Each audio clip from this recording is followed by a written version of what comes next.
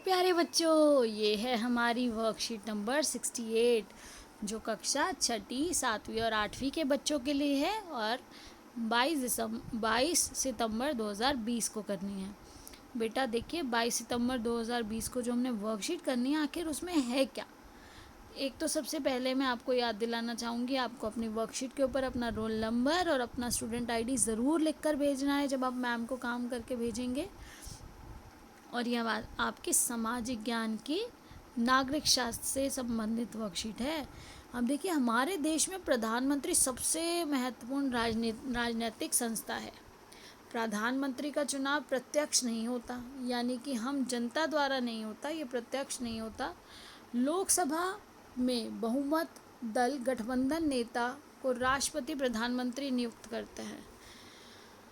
यद्यपि प्रधानमंत्री संसद के किसी भी सदन का सदस्य हो सकता है, यानी कि बेटा जो वहाँ पर मेजॉरिटी पार्टी है, जिसके पास ज़्यादा बहुमत है, जो गठबंधन से हो, चाहे वो खुद सिंगल जो पार्टी है उसका हो, और उसका जो लीडर होगा, जो उनकी पार्टी अपना लीडर अपॉइंट करना चाहेगी, राष्ट्रपति उसे प्रधानमंत्री नियुक्त करते हैं।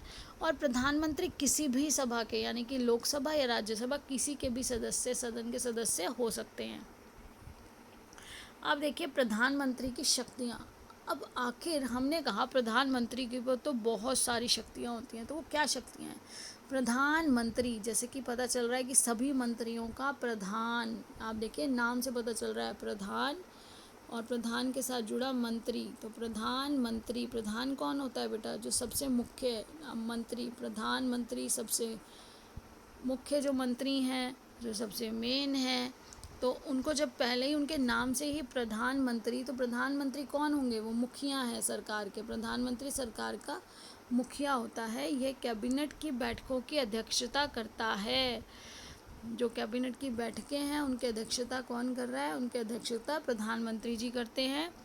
वह विभिन्न विभागों के कार्य का समन्वय करता है। जो अलग अलग विभाग हैं बेटा, उनके बीच में कोऑर्डिनेशन बना के रखना कि सभी अपना कार्य अच्छे से कर सकें, कोई विवाद ना हो किसी भी विभाग में। ऐसे मामलों का अंतिम निर्णय भी प्रधानमंत्री जी लेते हैं। सारे मंत्री और उसके नेतृत्व में कार्य करते हैं। अब सभी मंत्री किसी एक, बेटा लीडर तो कोई एक होता है ना, अगर हमें सबको मिलके, हमने लीडरशिप क्वालिटी भी पढ़ी कि अगर हम, लीडर वो होता है जो जानता है कि कहाँ आगे बढ़ना है, वो अकेला आगे बढ़ता है हिम्मत करके, और सबको उस रास्ते पर लेकर चलने की हिम्मत यानी कि करेज रखता है।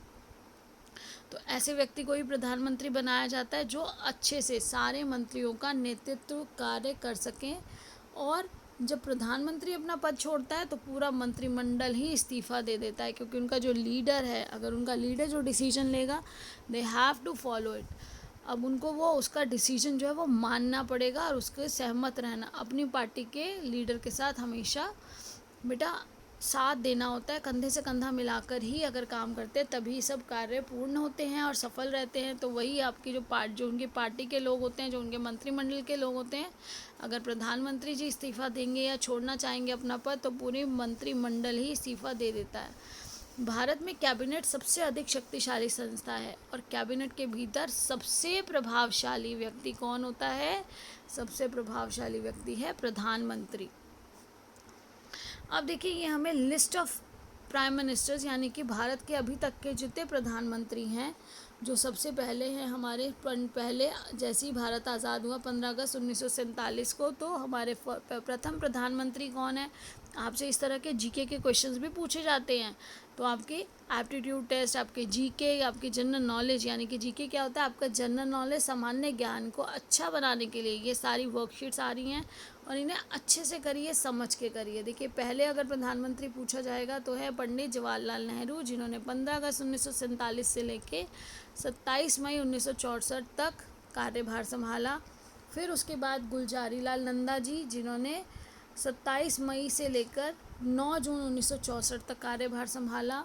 फिर श्री लाल बहादुर शास्त्री, जो 9 जून 1964 से 11 जनवरी 1966 तक उन्होंने कार्यभार संभाला। फिर श्री गुलजारी लाल नंदा, 11 जनवरी 1966, जब लाल बहादुर शास्त्री जी से ने छोड़ा तो 11 जनवरी 1966 से 24 जनवरी 1966 के थोड़े से ही दिनों के लिए वो प्रधानमंत्री बने, अब है श्रीमती इंदिरा गांधी 24 जनवरी 1966 से लेके 24 मार्च 1977। देखिए पहला प्रश्न दिया गया, मैं स्वतंत्र भारत की एकमात्र प्रधानमंत्री थी, मेरा नाम लिखिए। तो आप देखिए सबसे पहली जो महिला प्रधानमंत्री हैं स्वतंत्र भारत की, प्रथम महिला प्रधानमंत्री कौन है? श्रीमती इंदिरा गांधी। अब देखिए अगला प्रश्न है, मैं राज्यसभा का सदस्य रहते हुए भी 10 वर्षों तक भारत का प्रधानमंत्री रहा, परिजनों की सहायता से मेरा नाम पता कीजिए। तो बेटा ऐसा कौन से प्रधानमंत्री हैं जो 10 वर्षों तक जिन्होंने काम किया और साथ ही साथ वो राज्यसभा के भी सदस्य रहे? तो ऐसा है श्री मनमोहन सिंह जी। ये कौन थे? श्री मनमोहन सिंह। अब ये देखिए 22 मई 2004 से लेके 22 मई 2004 से 26 मई 2014 तक उन्होंने अपना कार्यभार संभाला। 10 वर्ष का कार्यभार था और वो जब उन्होंने ये प्रधानमंत्री पद संभाला साथ ही साथ वो राज्यसभा के सदस्य भी थे। अब देखिए अगला, ये आपके लिए यहाँ पे बेटा आंसर्स लिख के भी दिए गए हैं कि पहला प्रश्न जो है कि पहली महिला प्रधानमंत्री, तो अभी तक की पहली और अभी तक की जो भी महिला प्रधानमंत्री है केवल श्रीमती इंदिरा गांधी ही हमारी महिला प्रधानमंत्री बनी है। सेकंड क्वेश्चन का आंसर था श्री मनमोहन सिंह जी, उन्होंने ही राज्यसभा में रहते हुए 10 वर्ष तक प्रधानमंत्री पद संभाला। अब देखिए हमारा तीसरा प्रश्न क्या है। तो ये देखिए तीसरा प्रश्न है, कल्पना कीजिए आप वर्तमान में भारत के प्रधानमंत्री हैं, भारत कोरोना जैसी महामारी का सामना कर रहा है होना चाहिए बेटा, आप इसे दूर करने के लिए क्या कदम उठाएंगे? तो देखिए महामारी का आएगा यहाँ पर अगर हमारा देश इस महामारी से सामना कर रहा है तो एक प्रधानमंत्री को क्या करना चाहिए? तो ये देखिए मैंने कुछ लिखा है, बाकी आप अपने इनोवेटिव आइडियाज़ भी ऐड कर सकते हैं।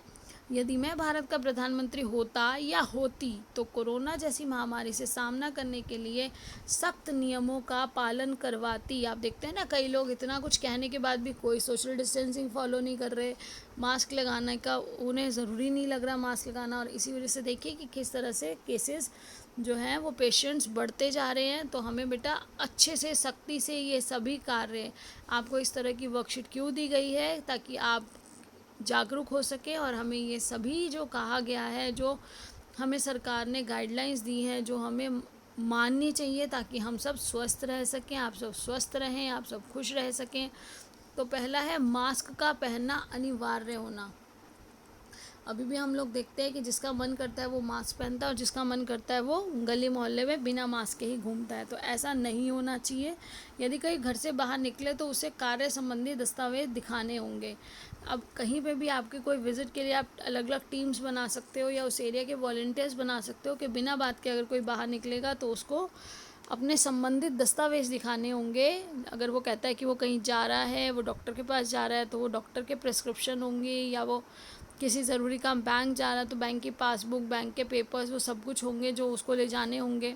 तो इस तरह से जब वो दस्तावेज़ होंगे उसके पास तो कोई पहले तो बेटा वो कम से कम लोग बाहर निकलेंगे और उन दस्तावेज़ों के होने की वजह से उन्हें आसानी से जाने दिया जाएगा। और जो लोग बिना किसी कार्य बाहर रहते हैं तो वो थोड़ा डरेंगे और वो बार बार बाहर नहीं निकलेंगे। वस्तुओं जैसे ज़रूरी वस्तुएं, आटा, दाल, सब्जी आदि की कीमतों पर नियंत्रण रखना होगा, जमाखोरी ना होने देना, ये ध्यान रखना होगा। प्रधानमंत्री चाहे कोई भी हो, प्रधानमंत्री जी को बेटा ध्यान रखना होता है कि हम वो उन्हें पूरे देश का, सिर्फ अपने परिवार का नहीं, हम लोग तो सिर्फ अपने परिवार का ध्यान रखते हैं ना, तो हमारे प्रधानमंत्री जी, राष्ट्रपति जी, इन सबको हमारे पूरे देश के लोगों का ध्यान रखना होता है। अब है घरों में स्वास्थ्य सेवाओं के साथ ज़रूरतमंद लोगों तक खाद्य सामग्री भी पहुंचाना। देखो अभी तक था कि कुछ आपने रिलीफ सेंटर्स बने थे और वहाँ पे जाके खाना लेना पड़ता था, लेकिन मैं तो ये चाहूँगी कि क्या हो कि घरों में जिस तरह से स्वास्थ्य सेवा पहुँच रही है उस तरह से वो खाना भी उन लोगों तक पहुँचे, क्योंकि ज़रूरी नहीं है कि सब लोग जो बीमार हो वो किसी रिलीफ सेंटर तक आकर खाना लेकर जा सके।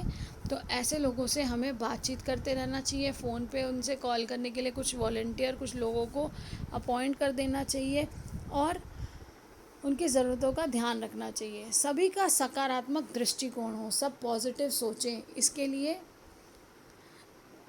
अलग अलग कार्यक्रमों के आयोजन का प्रसारण दूरदर्शन पर करवाना। तो ऐसा हो कि सब लोग अपनी लाइफ से रिलेट करके ऐसे एग्जाम्पल्स लेके या ऐसी घटनाओं को दिखाकर, ऐसी कहानियों को दिखाकर सभी लोगों में सकारात्मक दृष्टिकोण को पैदा करना होगा, ताकि वो हर तरह की परिस्थिति में उसका अच्छे से सामना कर सकें। अब है चौथा प्रश्न। तो बेटा चौथा प्रश्न क्या है, देखिए चौथा प्रश्न है, अपने प्रिय प्रधानमंत्री के संदर्भ में अपने परिवारजनों से कुछ अन्य जानकारी एकत्र कीजिए एवं उस पर एक नोट लिखिए। तो बेटा क्या करना है कि आपको जानकारी अपने किसी फेवरेट प्रधानमंत्री, ये पूरी लिस्ट है, इस पूरी लिस्ट में आपके जो फेवरेट प्राइम मिनिस्टर है उसमें से आप उनका नाम लेकर और उनसे रिलेटेड जो इन्फॉर्मेशन है उसको इकट्ठा करेंगे और लिखेंगे। जैसे मैंने लिखा नरेंद्र दामोदर दास मोदी जी, जो आज हमारे प्रधानमंत्री हैं, हमारे वर्तमान प्रधानमंत्री जी के बारे में ही मैंने लिखा कि नरेंद्र दामोदर दास मोदी जी का जन्म 17 सितंबर 1950 को हुआ और वह भारत के प्रधानमंत्री पद पर आसीन, भारत के प्रधानमंत्री ऐसे प्रधानमंत्री हैं जो स्वतंत्र भारत में जन्मे, पैदा हुए। वो अभी पहले व्यक्ति हैं जो प्रधानमंत्री बने और स्वतंत्र भारत में पैदा हुए थे। अब है 26 मई 2014 से अब तक लगातार दूसरी बार वे भारत के प्रधानमंत्री बने तथा वाराणसी से लोकसभा सांसद भी चुने गए। तो आशा करती हूँ कि हमारी जो वर्कशीट है आपको अच्छे से समझ आ गई होगी। तो आप सभी बच्चे बेटा